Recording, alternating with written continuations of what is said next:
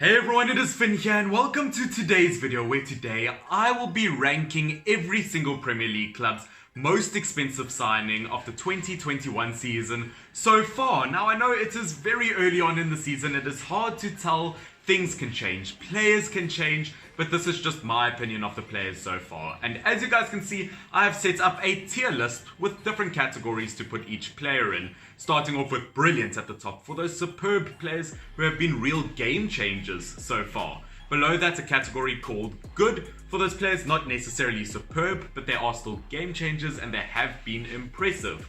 Below that, a category called, okay, which as the name implies, these players have been okay. It's not the best transfer of all time, but they also haven't been bad. Below that, we've got a category called Can't Tell Yet for those players who hasn't gotten enough game time quite yet. It's very hard to tell, it's too early to tell, and that's why I've got that category. Below that, we've got Bad, which, yes, I know, very daunting name. What could it mean? Obviously, this is a category for players that haven't been... This is a category for players that haven't been impressive so far this season. They've been quite stinky, they've been very poor, and they haven't benefited their club. Now, please do remember, guys, that this is obviously just my personal opinion. Wherever I put a player, and obviously if you disagree with me, you're entitled to your own opinion. That's good for you, we all have opinions. And of course, once again, if you're not subscribed to this channel and you like regular football content, then please do consider subscribing and hitting that bell notification, as it would mean a lot to me and it does mean that you get to see more of my future videos. First player I have is going to be Thomas Partey for Arsenal. Arsenal bought him for 50 million euros from Atletico Madrid. Now, I think I'm going to put him in the good category. I think he has been a real game changer for Arsenal. Defensively, he's been terrific. And as a defensive midfielder, that is a position that Arsenal's been wanting to look after for quite a while now. And I definitely think Partey is the player to do so. And I think he's been a lot more than what Arsenal thought, as he is very good at getting the ball forward as well. 90% pass success rate so far this season. I think he has been really good, but not quite brilliant. If there was a category between brilliant and good, I would put him there. I mean, I made this tier list. I could have made a category before, but it's too late now. Next up, Aston Villa, we've got Ollie Watkins, who in my opinion, I have to put him brilliant. I am definitely putting him brilliant. He has been fantastic for Aston Villa so far. I mean, in the beginning of the season, when I put my Premier League table predictions, I mean, look, I was very smart that day, a very big brain. I put Aston Villa in the relegation zone because they didn't have a proper striker. 2-3 days later, they got Ollie Watkins, who has been spectacular. 6 goals in 7 Premier League games. He's gotten 2 left-footed goals, 2 right-footed goals, 2 headers. He is very versatile and he's looking very good. And they're not even small teams. He scored a hat-trick versus Liverpool and 2 past Arsenal. He has been brilliant and I have to put him at the top of this tier list. And for 30 million euros, that's not bad. Brighton Jacob Moder for 11 million pounds. Now you might say, Finn, who is this player? I have no idea. For 11 million pounds, Brighton got this Polish midfielder from the Polish league, and as soon as he got to Brighton, they loaned him out back to the Polish league. I mean, in terms of a transfer deal, I think that's very poor. I think he does look somewhat promising. If you look at his stats, he has gotten a few games under his belt for the Polish national team. But at the end of the day, I mean, look, obviously, you have to say can't tell yet because he hasn't played a single game, nor will he for the rest of the season. So, I mean, I'm not going to put him in brilliant, am I? Burnley Dale Stephens for 1.1 million pounds. Now, unfortunately, look, I absolutely loved him at Brighton, but I'm going to have to put him in the bad category for this. I'm sorry, Dale Stephens. As I said, I really like Dale Stephens as a player in general, but so far, look, Burnley as a whole haven't been that impressive so far this season. And Dale Stephens, out of his 3 Premier League games so far this season... Are you alright? Out of his 3 Premier League appearances so far this season, they have lost all 3 of the games he has played in, and he has been subbed off twice in his 3 games. And as a midfielder, you expect him to be good at passing. He's only gotten an 80% passing accuracy so far, which you might think that's not too bad. But no, as a midfielder, as your creative player, that means for every 10 passes he makes, 2 of those passes don't go to where you intend them to be, which as a midfielder, you do expect better. He's been dispossessed 4 times in the Premier League already. He's just not looking good so far. I hope it picks up towards the end of the season. But in the meantime, I'm sorry Dale, but you're going in the bad category. We now get on to one of the big boys, and the most expensive player on this list is going to be Chelsea with Kai Havertz. I'm just plopping him down in the okay category for now. That doesn't necessarily mean he's going to stay there. But looking at Kai Havertz for 80 million euros, that is a lot of money. And in all fairness, in the EFL Cup, he's looked terrific. He obviously got a hat-trick in it. In the Premier League, his passing has been amazing. He's created some beautiful play, but he does need to pick up his numbers in the Premier League. I mean, he's had terrific shots from time to time that really could have been goals. As I said, I think his passing has been terrific, but he does need to pick up his numbers because he's not quite the Kai Havertz that we saw 2 years ago for Bayer Leverkusen. So as I said, he's been very, very good, but I think he still has another level to step up to. So in the meantime, I will put him in the good category with Thomas Partey, if it picks up. There we go. Crystal Palace Eze for £17.8 million. Now, Eze looked terrific for QPR last season in the Championship. And you know what? Ever since he's moved to Crystal Palace in the Prem, he's had his ups and downs. For me personally, he gives the ball away way too much. He's been dispossessed 7 times, and I do find that he does look better when he's in the winger position compared to an attacking midfield position. Saying all of that, I do think he's been very impressive at moments. His passing, he needs to work on a tiny bit, but he is still young and inexperienced, and that will improve over time. He recently scored a beautiful free kick. Look, he hasn't been amazing, but he hasn't been bad as well. So you know what? He's been okay. Everton Ben Godfrey for 27.5 million euros. Look, I still don't get it. Norwich were able to sell 2 of their best defenders, Ben Godfrey and obviously Jamal Lewis, but I'm surprised that they haven't gotten rid of Max Aarons yet, because they could get a lot of money for a player like him. But besides the point, looking at Ben Godfrey, he's only had 2 Premier League appearances versus Southampton, which obviously Everton didn't look good versus them, and in that draw versus Liverpool. At the end of the day though, look, he hasn't looked bad. Ben Godfrey hasn't looked bad. He's actually had some very good moments, but at the end of the day, only 2 appearances so far. I'm going to have to put Ben Godfrey in the can't tell yet category. Fulham Anthony Knockaert. Now, once again, this is a player who's been loaned out. So what do I do with the player that's been loaned out? I guess you have to put them in the can't tell category yet, which I don't understand the point of Fulham loaning out a player like him. I mean, Fulham are struggling in attack and they get rid of a player like Anthony Knockaert. Once again, a player who was excellent at Brighton, a lot like Stevens, who I mentioned earlier. But once again, £11 million. I don't get it. Why would you spend 11 million euros on a player and then just loan him out to a Championship club? But who knows? At Nottingham Forest currently, he could potentially get them promoted, because Anthony Knockaert has been promoted to the Premier League 3 times with 3 different clubs. Brighton, Leicester City, and of course Fulham. I don't know. He did so well for Fulham last season, and then you go ahead and you loan him out. Once again, I mean, that's not the point. I'm going to have to put him in the can't tell category, but Fulham, what's wrong with you? Leeds United Rodrigo. Now, this could potentially be a very controversial one, but I'm going to put him next to Stevens. I think they're going to be good buddies over there for now, at least. Because looking at Rodrigo, I haven't been impressed. Obviously, 30 million euros, a record fee for Leeds United. Got him from Valencia, who he's been very good there for the last few years. But you know what? They just, no matter where they play Rodrigo on the pitch for Leeds United, he hasn't been that good. They played him in an attacking midfield position, second striker, the actual striker position. He hasn't looked that good. He's only played 1 full 90 minutes for the club. In his 6 games for Leeds United, he's only scored 1 goal, and that was versus Man City, where Ederson pretty much just knocked the ball right in front of him. I haven't been that impressed. Along with that, in his debut for Leeds United versus Liverpool, gave away that sloppy penalty. I don't know, for a 30 million euro player, he's been very underwhelming, and as a striker, I prefer Bamford over him. So, I'm sorry, Rodrigo. but not really. You're going in the bad category. Leicester City Fofana for 35 million euros from Saint Etienne, who I won't lie, originally I thought that was a lot of money. But looking at the last few games that he's played 4 Premier League games for Leicester City, and he hasn't looked bad. The only reason he's really playing is because Soyuncu is out with injury. But looking at his 4 games versus Soyuncu's 4 games in the Premier League this season, Fofana's actually looked better statistically. He's got more tackles, more interceptions, more clearances.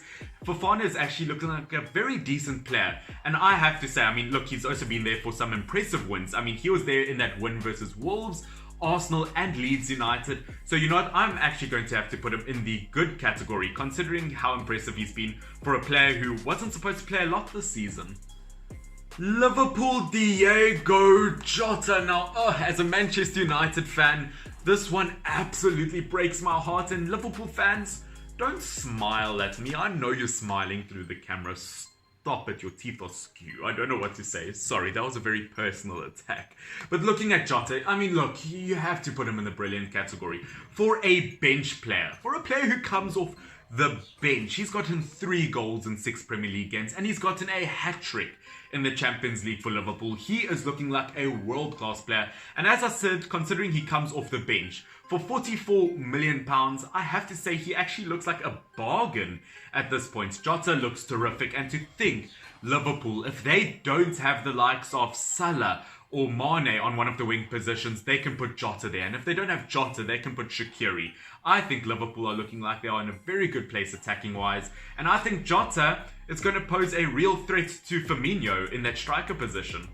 Manchester City, Ruben Dias. Now, Ruben Dias is a player who I've been thinking for a long time was going to move to a big club, and 63 million euros to Manchester City is definitely the one. I think he is a fantastic centre-back, but whether he should go in good or okay, I'm still stuck between if my laptop wasn't frozen.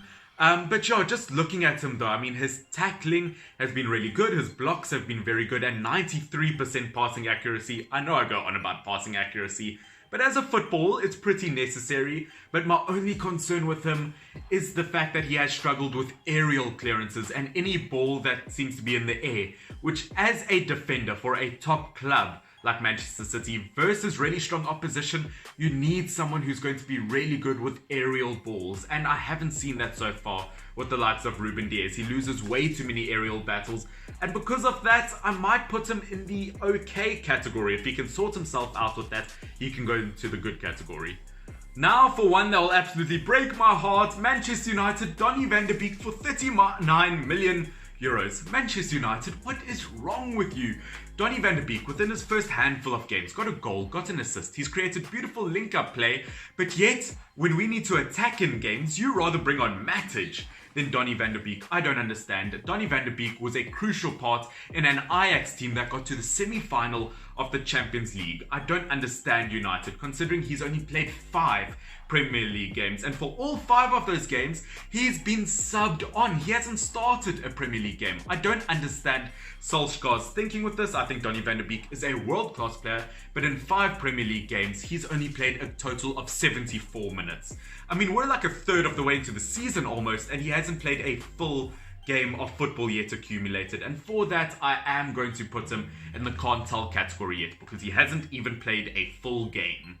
Newcastle United, Callum Wilson. Now, I don't know whether to put him in the good or the okay category. I might just put him in the okay category for now, because looking at Callum Wilson, it has been a long time since we've seen a proper striker at Newcastle United, and I do think Wilson is a proper striker, and he's looked really good for Newcastle United at times. 6 goals in 8 Premier League games are finally an attacking threat that looks good at Newcastle United. 6 goals in 8 games, but I have to put him in the okay category, because looking at the finer detail, 3 of those goals have been penalties, which yes, you still have to score those penalties, but he does need to score more from open play. Along with that, his passing hasn't been good for Newcastle United, because in the final third, he literally has 60% passing accuracy, which I don't understand that as a professional footballer, literally having just over half your passes successful. I don't know how that's possible, but at the end of the day, he has been pretty good for Newcastle United, and once he converts more of those chances, I can put him in the good category.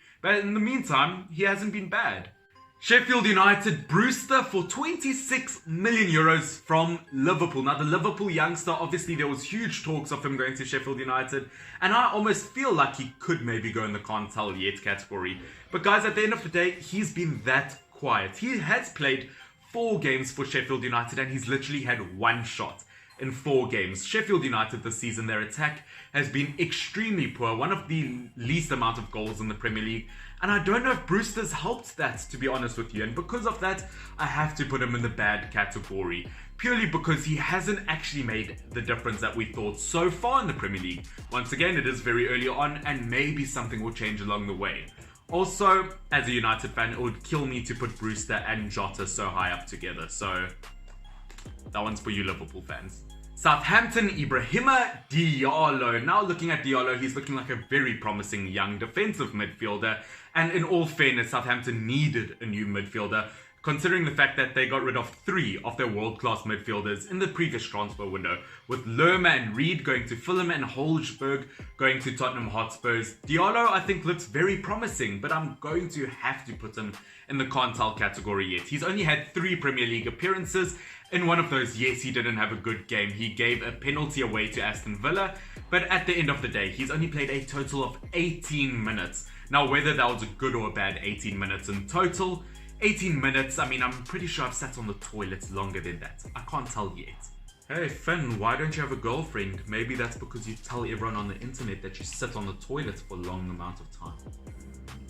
Tottenham Hotspur's Lo Celso. Obviously, he came on loan from Real Betis last season to Tottenham Hotspurs, and it was made a permanent deal this season. Now, looking at the likes of Lo Celso, I will put him in the okay category, to be honest with you, because looking at him, he's never been a midfielder who gets a huge amount of goals and assists, but he is one of those players in the midfield who is great at link-up play. And let's be honest, at Spurs, if you've got Kane and if you've got Son up front, you don't need another player getting direct involvement in a goal. And as I said, he's good with his link-up play, and he's very good in terms of winning the ball in the midfield. He hasn't really been able to shine so far this season, but at the end of the day, he's not a bad player overall. He's had decent games, so I'm going to put him in the okay category. West Brom, Karlan Grant for 16.5 million. Now, once again, I think this might be a player I have to put in the bad category, because looking at him so far this season, he's gotten 1 goal from his 4 games, which at the end of the day, I don't think anyone's expecting